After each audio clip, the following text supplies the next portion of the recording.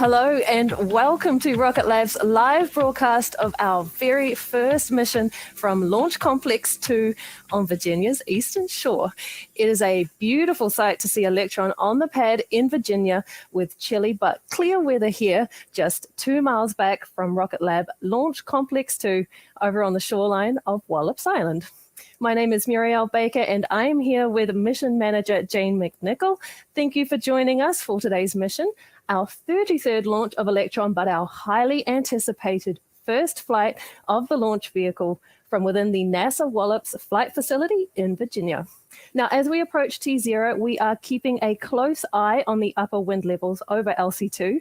Right now, they are trending red for launch, and if they remain that way, our operations team will likely go into a hold. But we have a 2-hour launch window today, so if we do go into a hold, the operations team will wait and watch for those wind speeds to come down to acceptable levels for liftoff.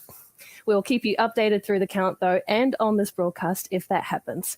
But in the meantime, Jane, it is great to have your company today. Now, as a mission manager for Rocket Lab, you know exactly how much work goes into the preparation and launch operations for our team and for our customers. All of that hard work leads to launch day. So why don't you tell us a bit about how the team is feeling as we approach T-minus 39 minutes on the clock? Yeah, on launch day, there is a buzz around our sites as it's the most exciting day of the whole mission process. Nothing beats the feeling of watching Electron lift off from the pad, knowing that it's the culmination of all of the hard work that goes into a mission, not just on behalf of Rocket Lab, but also our customers. Everyone really rallies together in support. The whole Rocket Lab team loves launch days, and all 1,500 of our people will be watching from our various factories and facilities tonight. We've got a mission name for today's launch that encapsulates those feelings well. We've added a qualifier to the state's well-known slogan and gone with Virginia is for launch lovers for today's mission. The name is both a nod to our new home for Electron and recognizes our partners, Virginia Space and the Mid-Atlantic Regional Spaceport, and NASA, who have all supported getting Electron to the pad today. Virginia is for launch lovers also ties in our Virginia-based customer flying today, HawkEye 360. They've manifested a cluster of 3 satellites on Electron today that will form part of their constellation to detect and monitor radio frequency signals around the world, which HawkEye 360 used to provide geospatial insights to their global customers. Here's HawkEye 360 to tell you a bit more about their mission. HawkEye 360 is engineering a new kind of vision with satellite clusters that identify and geolocate RF signals, penetrating this hidden realm of human activity, activating RF's full potential in pursuit of a safer world, detecting illegal mining in Niger, monitoring dark ships around the Senkaku Islands, tracking GPS interference in Ukraine, identifying oil smugglers near Iran. The launch of Cluster 6 marks a major milestone. These new satellites will adopt a mid-latitude orbit, boosting coverage of regions along the equator for expanded RF frequencies and optimized data collection, all making for greater global insights. It's our first collaboration with Rocket Lab from their brand new launch complex on Wallops Island, and our first launch from our home state of Virginia, representing a major win for Virginia's flourishing space-based economy. With this launch, we continue to expand on our mission, further accelerating mission-critical data and revisit rates, and providing better domain awareness through RF datasets, so analysts have the best tools to make the world a safer place.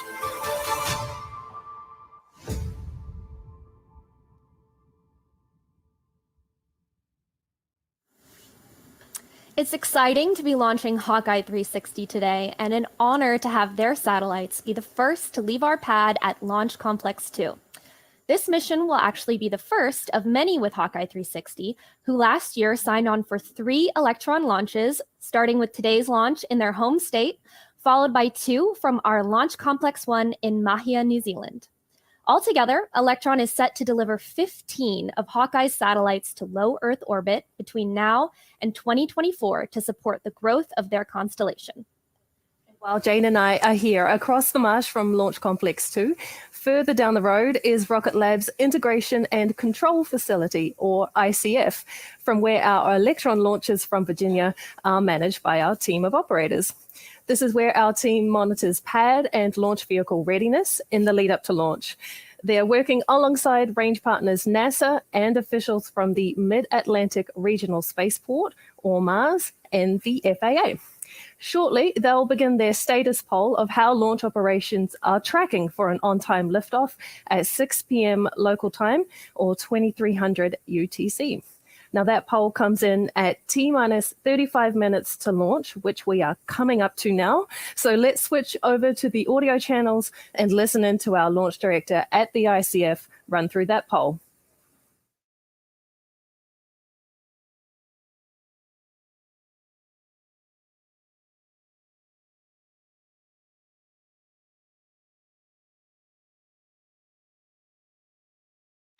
Okay, all stations LD on countdown. Proceeding with the status poll for launch sequence 46. Standby for poll for current and expected status for launch. Report green or red, tracking green or red for launch. Stage. Stage is green, tracking green. Avionics. Avionics is green, tracking green. GNC.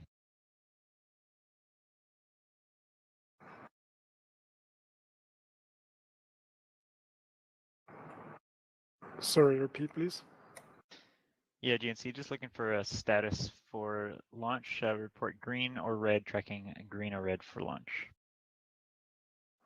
GNC is currently red, tracking red, with the upper winds being too high for our structural limits. Copy, we'll keep a close eye on those upper level winds. And VCon. Beacon's green, tracking green. T1. 1 is green, tracking green. GC. GC is green, tracking green. PLS. PLS is green, tracking green. Mars CE. Mars CE is green, tracking green. Mars Ops. Mars Ops is green, tracking green. MM. MM is green, tracking green. NASA LWO. Oh, it was green. NASA GSO. GSO is green, tracking green. NASA PM. NASA PM is green, tracking green. NASA RSO. RSO green, tracking green. And NASA TD. NASA TD is green, tracking green. And NASA LWO LD countdown. LD, this is L1, countdown 1. Can you please provide a very brief summary for the weather at T0? Copy that, LD. This is your L-minus 30-minute weather briefing. Still expecting winds around 130 knots in the upper levels. Looking at our trend, very similar. So as we heard there out of mission control, we are still red for those upper level winds, but with the range green, HawkEye's payload is healthy and the launch operations are going to remain on schedule as we wait to see how those winds do. But as I mentioned, we are tracking towards that T0 for today's departure to space at 6 p.m. local time, or 2300 UTC. Now, today's launch is a team effort made possible through the support of NASA, Virginia Space, and the Commonwealth of Virginia. Construction work on Launch Complex 2 was completed in late 2020, a build process that involved more than 150 local construction workers and contractors who completed the job in just 11 months. But the path to first launch from Virginia required more than just a physical launch pad. With today's launch, we are bringing a new capability to the Mid-Atlantic Regional Spaceport for the first time, an Autonomous Flight Termination System, or AFTS. Now, AFTS is a GPS-aided, computer-controlled system designed to terminate the rocket should a serious issue be experienced in flight, for example. Now, flight termination systems are a vital part of launch operations. Traditional flight termination infrastructure is a ground-based system that involves a person deciding whether to terminate a mission if the rocket strays from a predetermined flight path. But by contrast, the AFTS is an independent, self-contained subsystem mounted on board the Electron launch vehicle. It eliminates the need for a ground-based system by moving the flight termination function to the launch vehicle. Now, AFTS is crucial in increasing launch frequency and providing responsive launch capability while maintaining the highest industry safety standards. We've been flying an AFTS on Electron from Launch Complex 1 in New Zealand since 2019, but today's mission is the system's debut in Virginia. Now, flight termination, as I mentioned, has exclusively been managed with humans in the loop at NASA Wallops Flight Facility. And for almost 20 years, NASA and the Department of Defense have been working to develop an autonomous system that is open to all range users and which can bring down the cost of access to space. And we are proud to have partnered with NASA and the DoD to bring AFTS to life here at Wallops. So spearheading the efforts to bring Electron launch to the Eastern Shore has been our Vice President of Launch, Sean DeMello. I had the chance earlier this week to have him explain how it feels to finally be at first launch for Electron from LC2. Hi, my name is Sean DeMello. I'm the Vice President of Launch Systems here at Rocket Lab. Welcome to Launch Complex 2.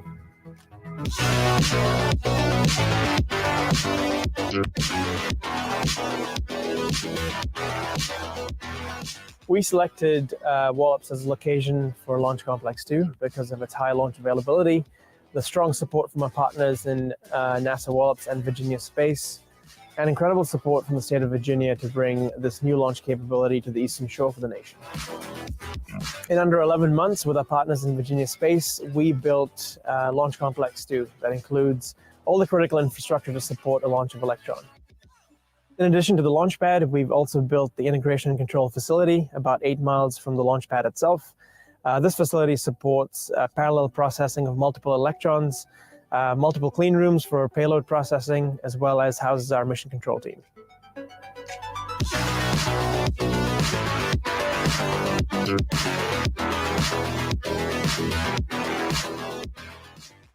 With Launch Complex 2 now operational, we have enhanced our global launch capability to over 130 launch opportunities per year.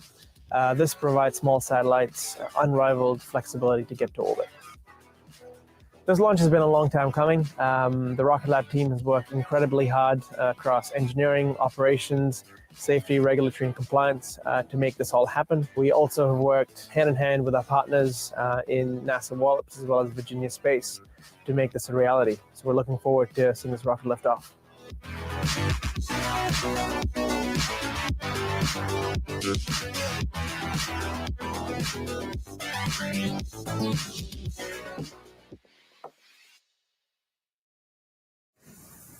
I know our team has worked so hard and is so proud to be here in Virginia, bringing responsive and reliable launch to the Eastern Shore. Now, Jane, you'll be familiar with the amount of work that goes into bringing our launch campaign to the pad quickly for those types of missions. That's right. To get launches away weeks or even days apart requires streamlined systems and a proven, experienced team. After 32 missions, we have exactly that. Since April of this year, we've had an Electron mission every month. The fastest turnaround time between missions was just 15 days when we launched the capstone mission to the moon for NASA and followed it up for a mission with the NRO just days later. Yeah, that one was really a fantastic effort from the team. Now, since we've got this view of Electron on the pad up on the screen, how about you take us through an explainer of Electron? I'd be happy to. Let's work our way up from the bottom to the top. Electron is a 3-stage launch vehicle that stands 18 meters or 59 feet tall. It's a unique rocket with a couple of world-first titles to its name. The first is that Electron has a fully carbon composite tank structure, making it strong but still very lightweight. Another first for an Electron is its use of 3D printed electric pump-fed engines to power the rocket to space. These are the Rutherford engines, and together, 9 of them propel the first stage, while a 10th powers the second stage of Electron. They use batteries to power the electric motor behind the engine's rotodynamic pump and were the first engines with an electric pump feed cycle to fly to space. The engines are structurally the same across both the first and second stages, with the exception of a larger expansion nozzle on the second stage engine for operating in the vacuum of space. Electron also includes an 11th engine, a tiny machine by comparison, called the Curie engine. This engine powers the rocket's third stage, what we call the kick stage. Since the Curie is a relightable engine, we can burn it multiple times to bring our customers' satellites to their precise destination in orbit. Nestled on top of this, inside the fairing, are the 3 HawkEye 360 satellites for this evening's launch in just about 25 minutes' time, and that's our Electron launch vehicle.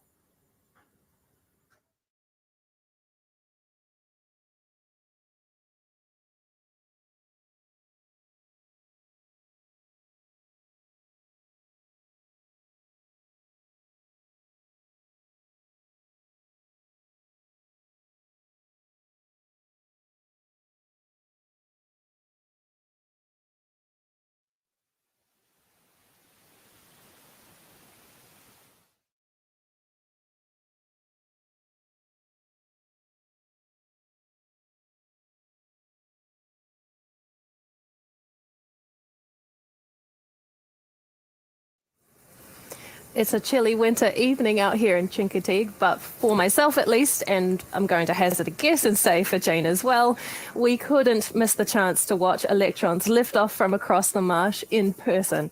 But for those of you tuning into the broadcast from the comfort of home, if you are living along the eastern seaboard, you may even be able to catch a glimpse of Electron in the sky as well. Obviously, the closer to Chincoteague you are, the sooner into the launch you could see Electron. But even as far south as Georgia, as far north as Maine, and as far west as Ohio, it is also possible you'll see Electron streak across the sky from around 2.5 minutes after liftoff. Of course, for the best views, though, stick with us on this broadcast. If you're here in Chincoteague with us too, there are plenty of viewing spots throughout the county. The launch viewing area at the NASA Wallops Visitor Center is one of the only public sites with a clear view of the launch pad just 7 miles from the range.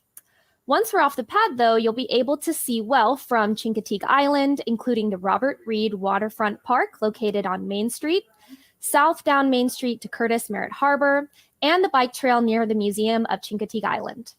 A reminder that we could be a little bit delayed here on the broadcast, so while you're sticking with us, keep an eye on the skies from around T-1 minute on the broadcast if you're viewing in person.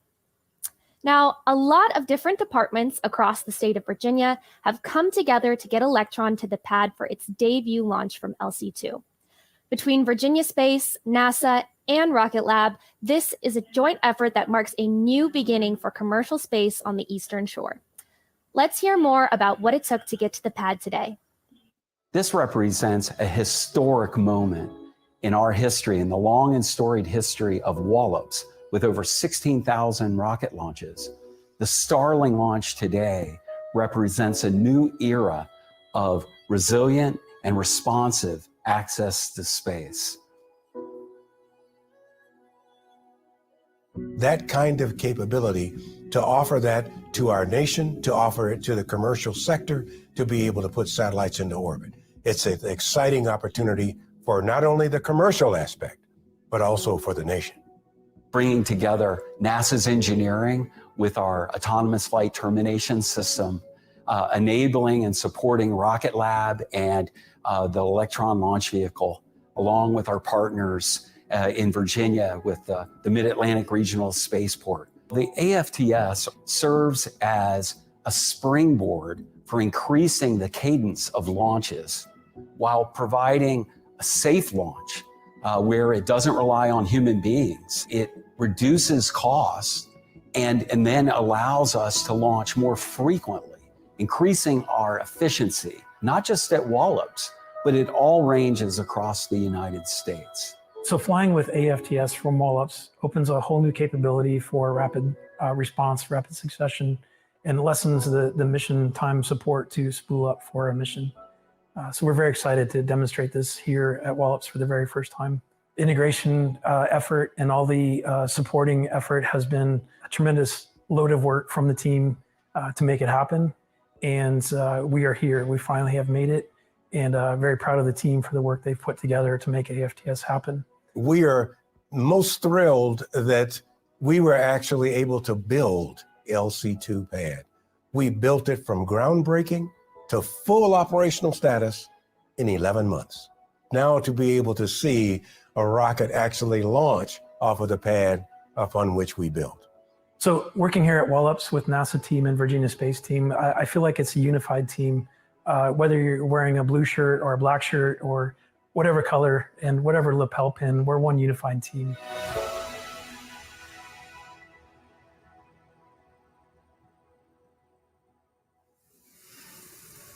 We are approaching the T-minus 12-minute count that when soon our operators will run through the final go, no-go poll by the launch director for this mission, Michael Pearson. This is the team's final status check of the system they are responsible for across the rocket, launch pad, and launch range. And we have our on-site team operating out of the Rocket Lab ICF alongside our partners with support from operators out of Rocket Lab's Mission Control Center in Shadowwatch.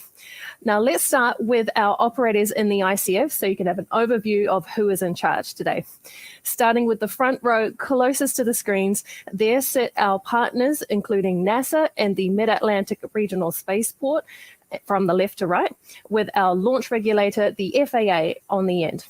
As LC2 is located within the Wallops Flight Facility, which is a NASA range, the agency is supporting today's mission with operators across ground safety, range safety, system safety, and weather monitoring. In the middle row is a mix of Rocket Lab operators across avionics, which are the electrical systems driven by software that tell the rocket how to operate and where it should go. And the ground control engineers are sitting there too. The operator managing the propellant loading system for Electron is closer toward the middle, sitting next to two engineers from Mars. At the back of the room on the left, we have mission management and our vehicle control specialist, or VCON, and on the right, our leadership team offering executive support for the mission, sitting next to our IT engineer. In the middle, we have our Electron stages operator with the call name Stage, who monitors Electron's propellant tanks pressures, fuel usage, engine ignition and firing, and overall status of the engines. And then finally, next to her, we have our launch director, who leads all of the operators for this mission and has overall responsibility for the safety and success of the launch. Switching now to Rocket Lab's Mission Control Center, or MCC, in Auckland. In the front row is our RF engineer looking after our communication systems between Electron and our global ground stations, and our ICE operator managing instrumentation and control engineering. At the end of the middle row on the right is flight analysis, who watch over our trajectory data for the mission as it relates to our range and mission safety criteria. Next to them are our shadow operators for stage and beacon, and our guidance, navigation, and control operators who make up the end of that middle row. They monitor onboard navigational systems and guidance computer software on Electron and are responsible for determining the position of Electron's first, second, and third stages in space. At the back, we have ComOps looking after all data, voice, and video communication systems for launch. And then finally, Rocket Lab's launch safety officer and the shadow support for the launch director.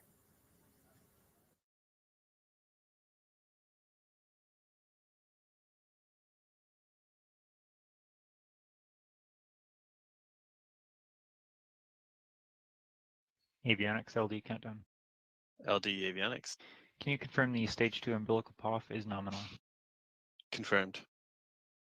And confirm HVB balancing is disabled? Confirmed. And confirm internal HVB heaters are disabled? Confirmed. ComOps LD countdown. Go ahead. Can you confirm that the video streams are in sync? Can confirm. Okay, and I confirm that the primary abort switch and watchdog are configured and ready, and I am actively monitoring countdown cord, LV cord, range cord, and safety net. At this time, we do plan a T-minus 12-minute hold while we wait for further balloon data as upper level winds die down. LDGC on countdown. GCLD. The umbilical arm and prime sequence is complete. Copy, thank you.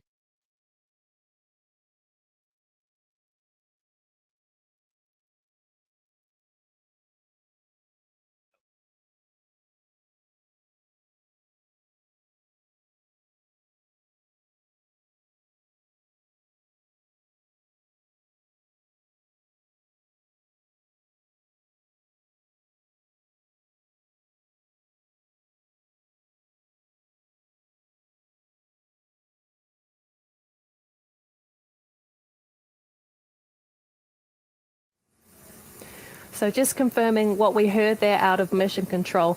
It sounds like our operators are going to go into that hold at T-minus 12 minutes just to wait out those upper level winds as they are currently too high for our launch time at 6 p.m.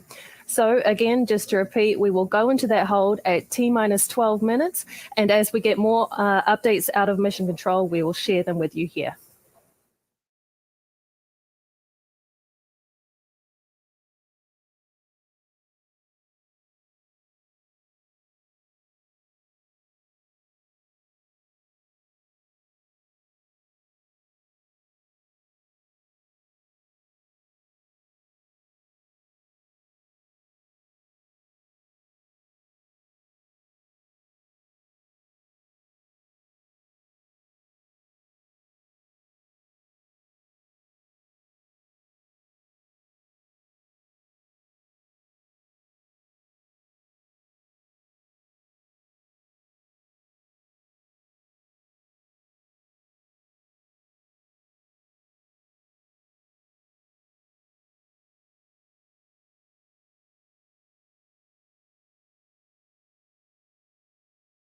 LD, NASA PM, countdown 1. NASA PM LD. Please confirm receipt of the 1 hour partial balloon data and be advised that the 15-minute balloon has been released. Copy, can confirm receipt of the T-minus 1 hour partial balloon data, and thank you on the T-minus 15.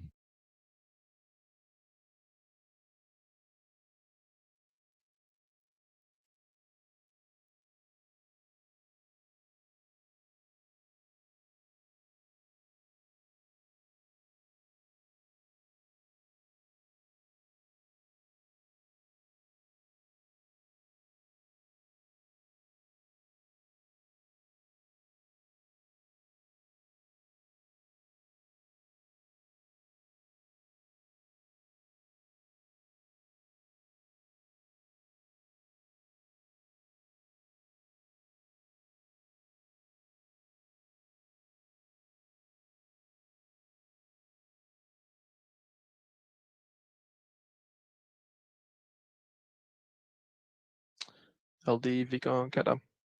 Vicon LD. Vicon, T-minus 30-minute milestone sequence 48 is complete. Copy, sequence 48 complete, thank you.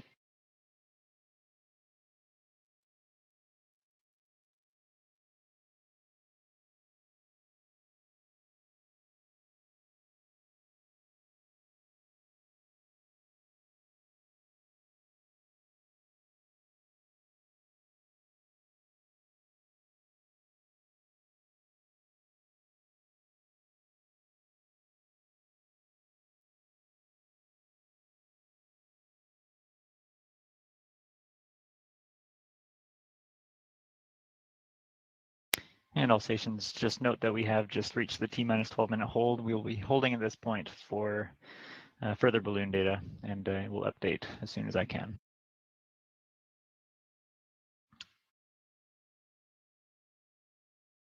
And at this time, we will not be proceeding with the go, no go poll until we confirm that we are happy with the balloon data.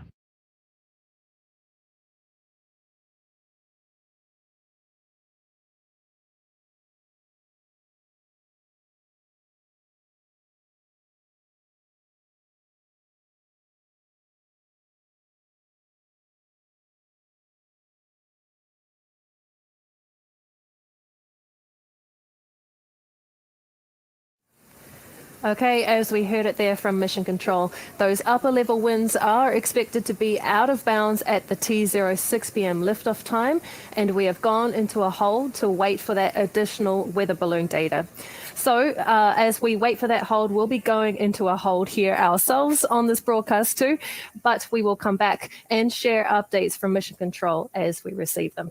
Stick with us though, and keep your fingers crossed for a drop in those wind levels.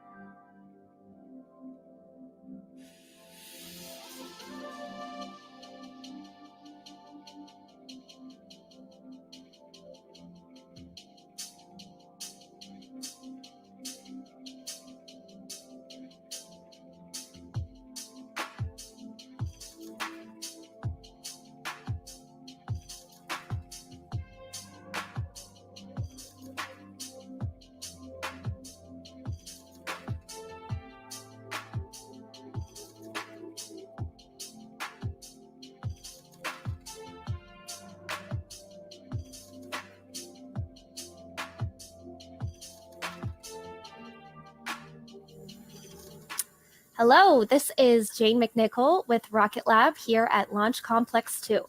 If you're just joining, we are in a hold in the launch countdown while we wait for out-of-bounds upper-level winds to ease over Wallops Island.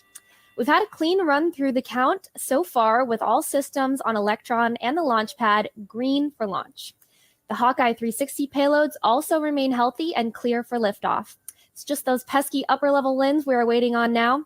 We have a 2-hour launch window this evening that opens at 6 p.m., so still plenty of opportunities for a launch attempt tonight. We remain live on the broadcast while we wait, and we'll continue to bring you updates as we receive them from Mission Control.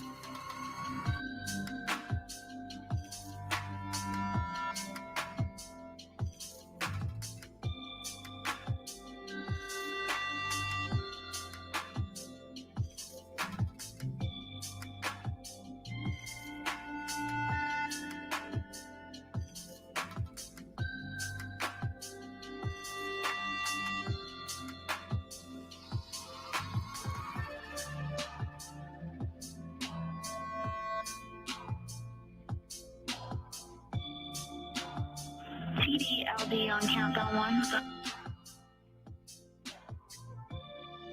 TDLD. Yes, sir. Based on your COLA analysis, the earliest time you could pick up the clock is 23:25:00 Zulu. Can you please confirm that? Yeah, reviewing now. We'll confirm shortly. Copy.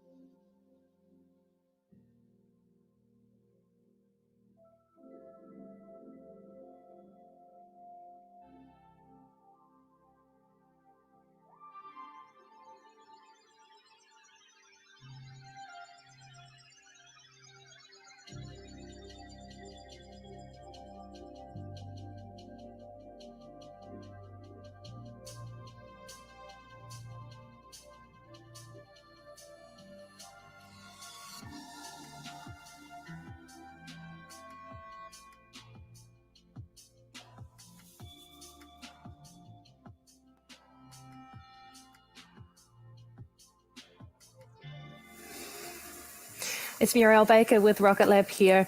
If you have just tuned in for this Virginia is for Launch Lovers mission from LC2, we are in a hold in the launch countdown due to strong winds in the upper atmosphere above Electron's launch site. Our launch director has called for a hold in operations to wait for those winds to come down so we can fly within our safety bounds. The team is assessing the next best time to set our T0 liftoff time for, but otherwise, Electron remains in a state of readiness, same as the HawkEye payloads, and we'll continue to let you know how things are tracking.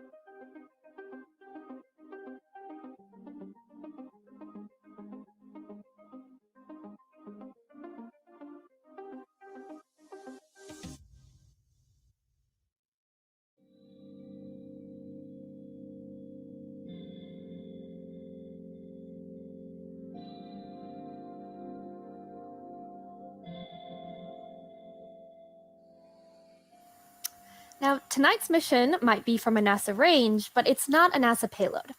Electron has been the ride to orbit for several NASA satellites, though, including the Capstone spacecraft that we sent to the moon earlier this year.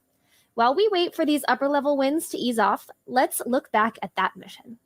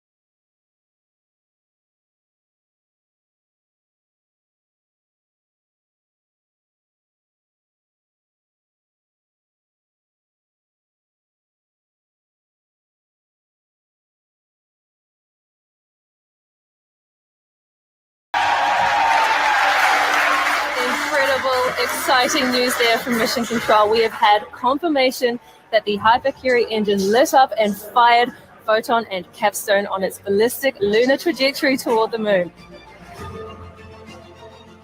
Stations deploy in 5, 4, 3, 2, 1. Deploy.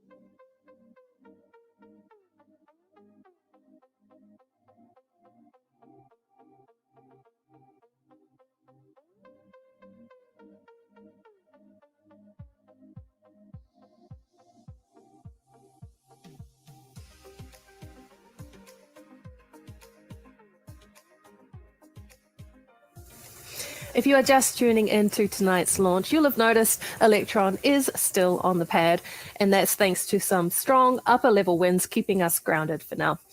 The launch director, though, has placed us into a T-minus 12-minute hold while we wait for balloon data to determine whether the winds are easing. Tonight's launch window does extend to 8 p.m. Eastern Time, so we have time to sit and enjoy this beautiful but chilly Wallops night. Stay tuned for updates.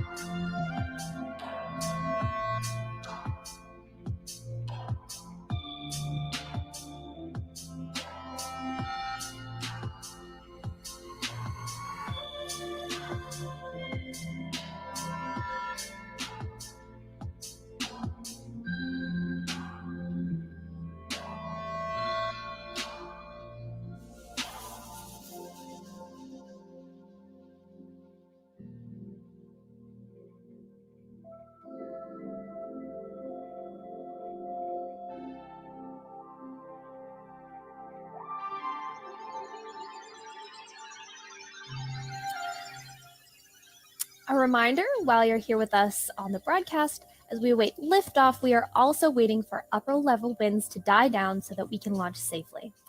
Virginia is for Launch Lovers will be our very first mission from this launch pad at Wallops Island, but Electron has launched 32 times before from our first launch site in New Zealand, Launch Complex 1 on the Mahia Peninsula. There, at our own private range, we have not one, but 2 launch pads for the Electron rocket. With those 2 pads and the one here at NASA Wallops Flight Facility, we have up to 132 launch opportunities every year. Let's take you back to February earlier this year when we opened our second pad at Launch Complex 1 and have our CEO, Peter Beck, explain the benefits of operating multiple launch pads. Hello and welcome to Launch Complex 1 in the beautiful Mahia Peninsula in New Zealand, the only private orbital launch site in the entire world. So just behind me here is our newest addition, Pad B.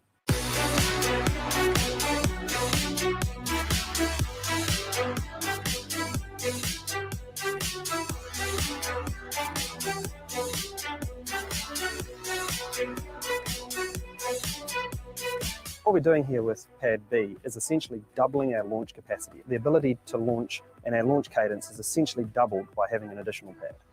Launch Complex 1 is like no other launch site in the world. We literally started on a greenfield here in Mahia Peninsula, built one little pad and a small integration facility, and now we have 2 pads, a number of clean rooms, making a world-class launch facility.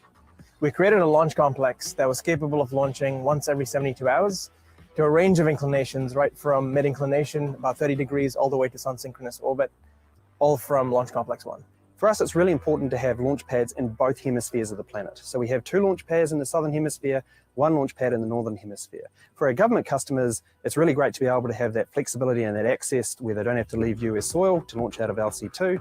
And for our commercial customers and some of our government customers, they have the flexibility to choose which pad they want to go out and which pad suits their schedule the best. Right now, we've got 1 customer that's ready to go on this pad behind me and another customer that's processing and getting ready to go on that pad. So with Pad B, we took a lot of the design from our original Pad A and made some small improvements to make our operation that much more efficient. We use the same integration facility, the same rocket runway, with our final infrastructure all placed in a concrete pad no more bigger than a tennis court. LC1 really is the latest state-of-the-art launch facility. We had this real luxury from day one saying, okay, blank sheet, how are we going to build a launch pad to really be the 21st century launch pad? And what you see here is just an absolute streamlined flow to be able to take customers' payloads, get them processed and get them on orbit. And the second pad really just solidifies that. So launch range is much more than just a couple of pads.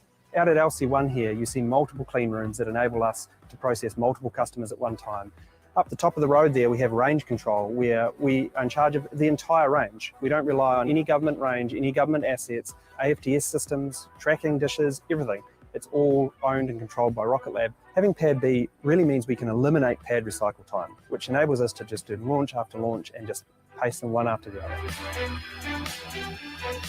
With 2 launch pads, we have doubled the capacity and reached ultimate launch flexibility. This means when a customer needs us, we've got a pad ready. From LC1, we've flown over 100 satellites to date, all supporting everything from climate science through to international logistics, maritime surveillance, and soon we look forward to launching to the moon and beyond.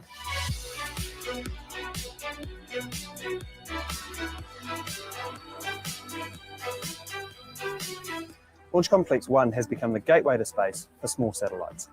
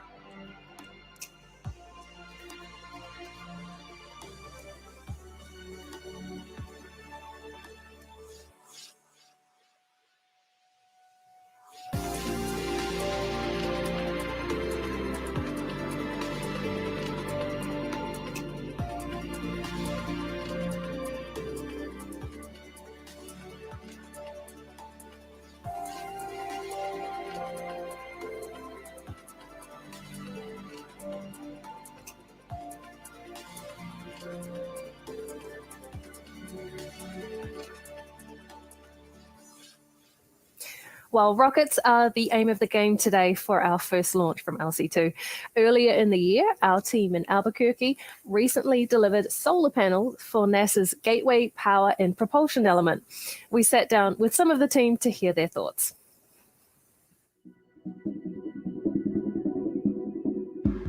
This project is very exciting because we are taking very small, light, modular designs and building them into a gigantic array of panels to build lots and lots of power to support not only human transport to the moon, but additionally moving the base station that astronauts will be working from around the moon. So the PPE program was the first major order of the Z4J cell technology, new technology for Solero, increased power, increased reliability. So it's exciting for us in that regards. And then it's also the single biggest order to date that we've had for SPMs. So it's a flexible solar array. Having the ability to do a rollout array is very innovative. So this panel design has been qualified for very, very unique orbits. The requirements of this particular mission are very stringent. Solero has had to do a lot of qualification work to ensure that these specific innovative designs are able to withstand these environments. The temperature ranges are very extreme and they need to be extremely reliable because once they're in space, you can't go out and fix them. It's interesting. It's been a lot of fun. It's been a challenge, to be a part of something that's actually impacting our future as human beings. It's interesting. I never could have imagined I'd be a part of it, but I do recall specifically the, I believe, Apollo 17, which we knew ahead of time was going to be the last visit to the surface. And I remember being a little sentimental. It will be exciting to return for a lot of reasons. It's great to be a part of that return. It's pretty overwhelming to think, that it will be in space, in lunar orbit. And it's awesome. It's pretty awesome. Some of the things I've learned being part of this project, how important teamwork is. Very proud of the team here at Solero, having executed this from concept to completion here. So the design team, the engineers that were involved with this from day one to develop the technology, get the design through to meet all the requirements, and then the production team that developed the capabilities to actually produce this at volume has been a big deal. So very proud of what the team's been able to accomplish here. It's something I never thought I'd be a part of, never even dreamed about. It's exciting to be part of the future. It's an unparalleled feeling knowing that you're part of advancing humanity's adventure into space.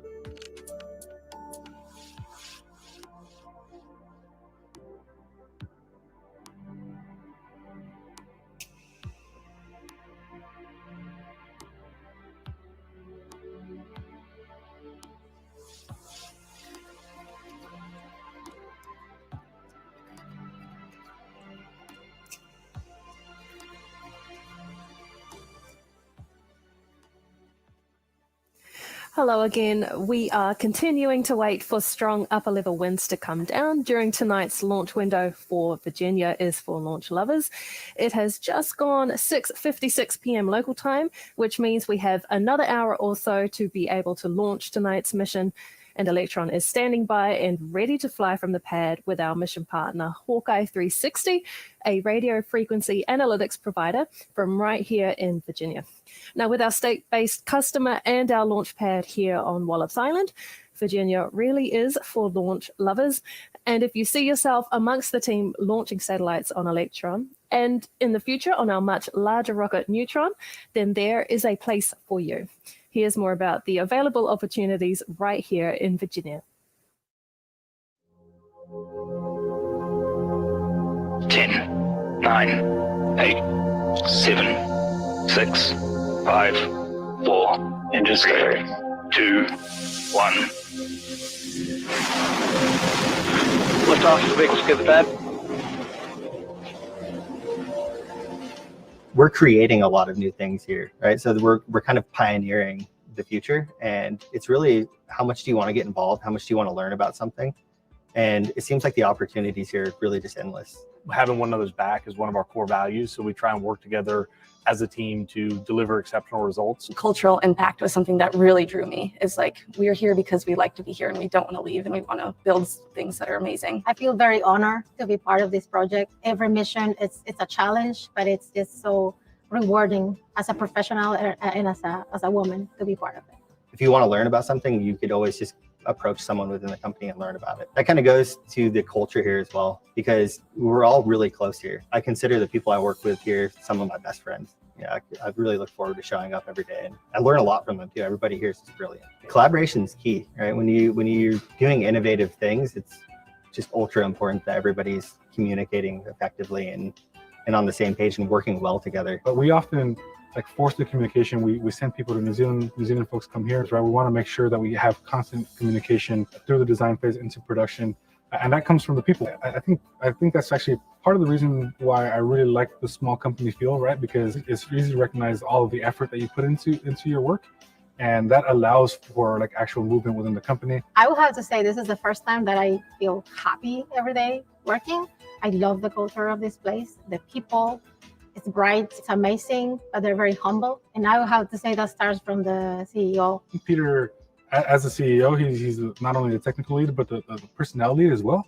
He's incredibly capable and technical engineer, but at the same time, he's also very pragmatic. Yeah, he's just another member of the team, right? Yeah, he is the founder and the owner, but he's really just another member of the engineering team as well. Rocket Lab, it does start with the mission. I think it starts with the people. There's an incredible team here that has both expertise, but also an incredible sense of teamwork tied to delivery on those missions. And for me, I think it's the best of both worlds, that you still get the innovative, feel of a startup with also the maturity of a company that brings our track record as well as the scope of 1,500 people across multiple locations to the forefront. So you're at the starting point of the next phase of kind of Rocket Lab's journey to growth and success as we continue to stand up new locations like Virginia, as well as integrate in a lot of exciting companies that have joined the company in the last year. Liftoff, vehicles clear the pad. Head to rocketlabusa.com/careers for more information.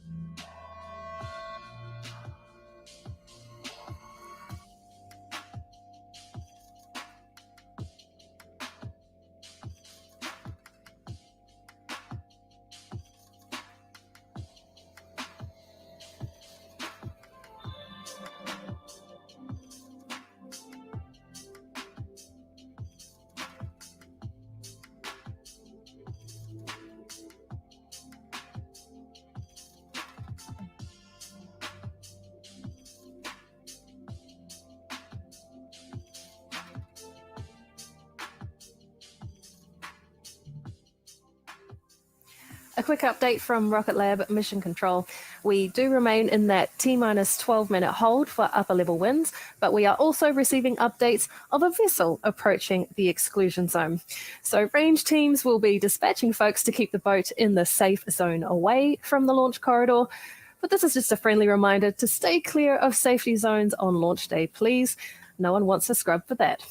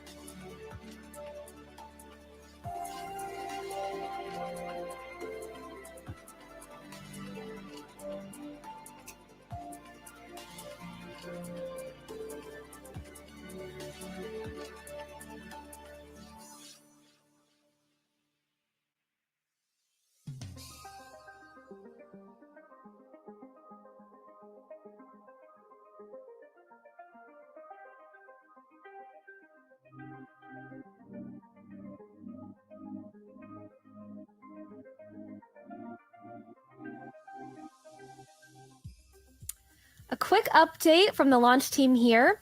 We have received the latest weather balloon data, and I'm pleased to report that it is trending in the right direction. The launch team is assessing a potential new T0, but just a reminder that we have just shy of an hour left tonight, with the window scheduled to close at 8 p.m. Eastern. We'll keep you posted on that new T0 when it's available.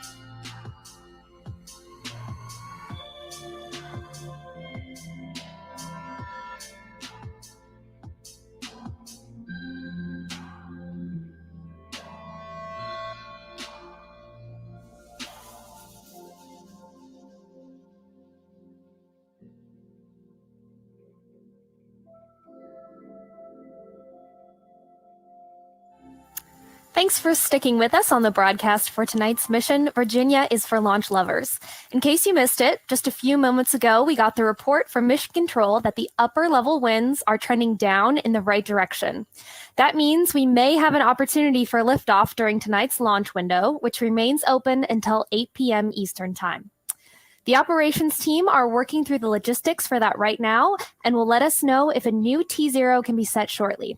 We'll bring you that update as soon as we have it.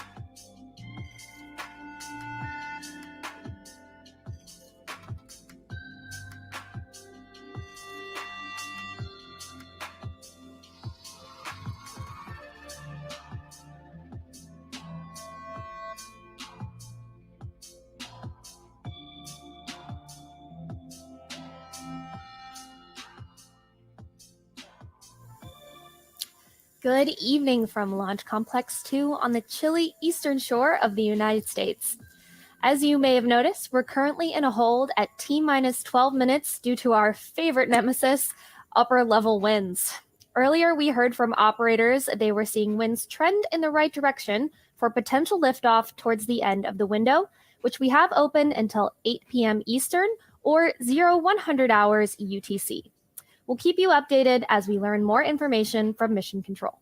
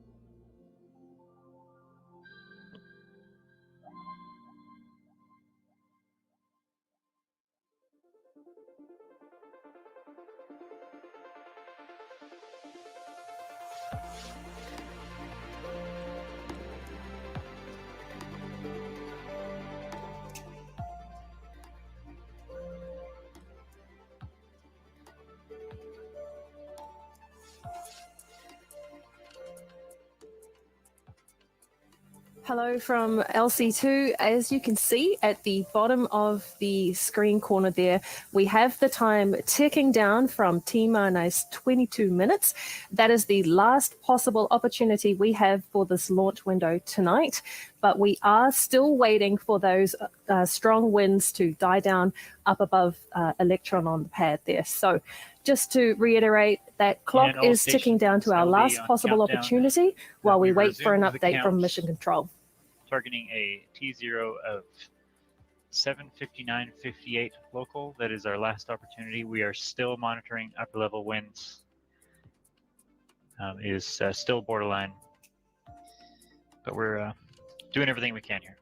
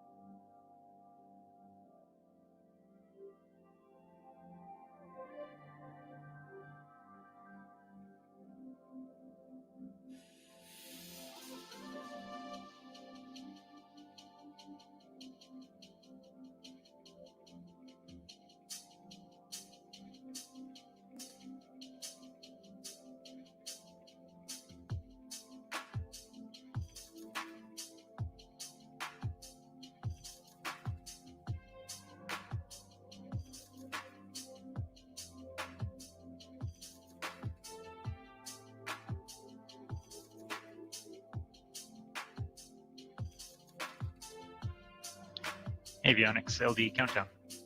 LD avionics. Can you confirm internal HVB heaters are disabled? Confirmed.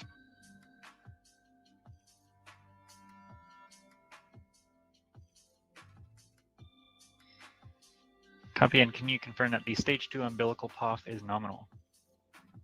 Confirmed. And confirm HVB balancing is disabled? Confirmed.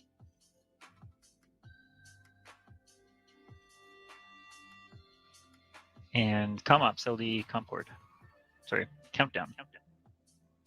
Go ahead, LD. Apologies. Can you confirm that the video streams are in sync? Yes, I can. Thank you. And all stations, I can confirm that the primary abort switch and watchdog are configured and ready. And at this time, I'm actively monitoring countdown cord, LV cord, range cord, and safety net. At this time, we are not planning a T-minus 12-minute hold. And we will be proceeding with the go, no, go poll at T-minus 12 minutes, but please raise any issues you foresee immediately.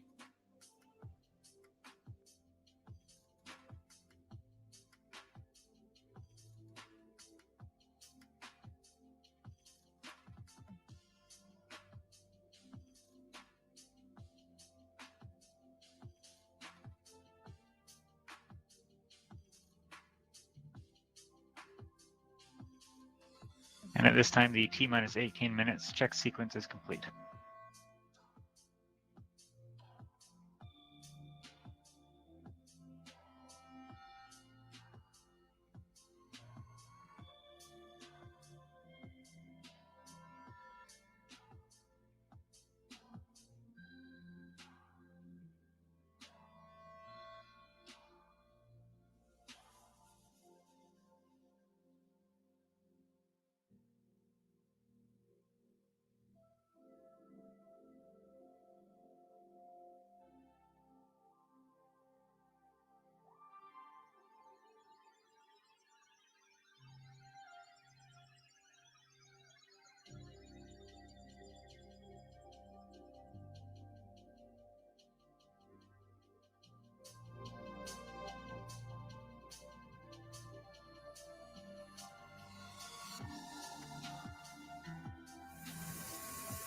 Hello again. In the not too distant future, when strong winds will hopefully not be an issue, we have 2 exciting missions set to fly from this NASA range for the agency itself.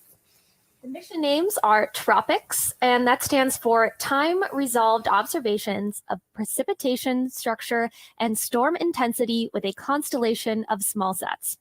Quite a long name, but an exciting mission to send 4 CubeSats across 2 launches into low Earth orbit to measure temperature, humidity, and precipitation structure to track the evolution of tropical cyclone intensity.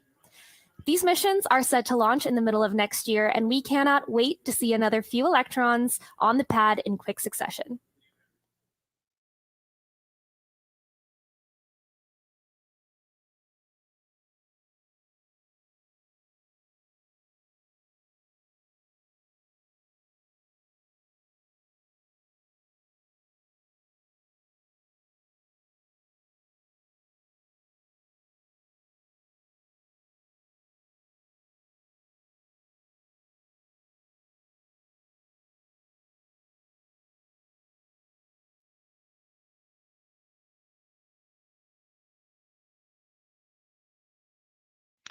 All stations LD on countdown, proceeding with the final poll for launch, go, no-go sequence.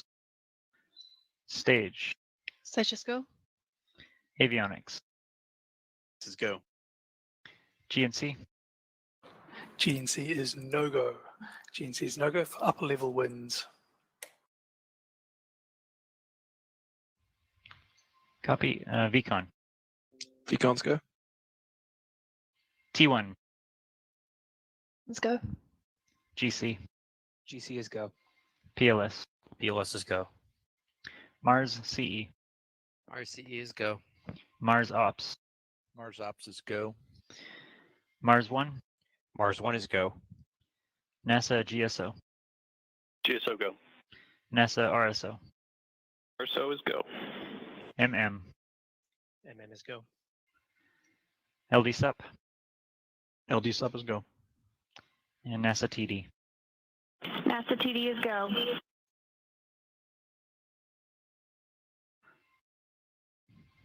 Okay, all stations, unfortunately, we are going to be no-go today. We'll have to hold the count. Can't say we didn't give it our all. Vehicle is perfect, pad is perfect, everything is perfect except for those upper level winds. So we'll come back.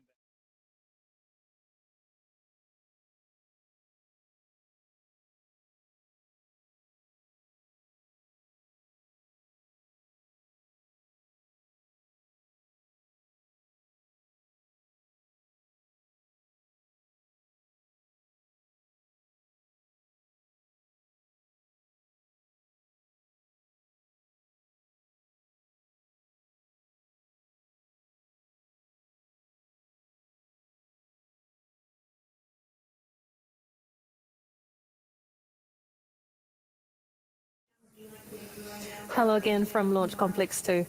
Well, the team put up a good fight, but unfortunately, as you heard there, those upper level winds got the better of us today, and we will be standing down from a launch attempt.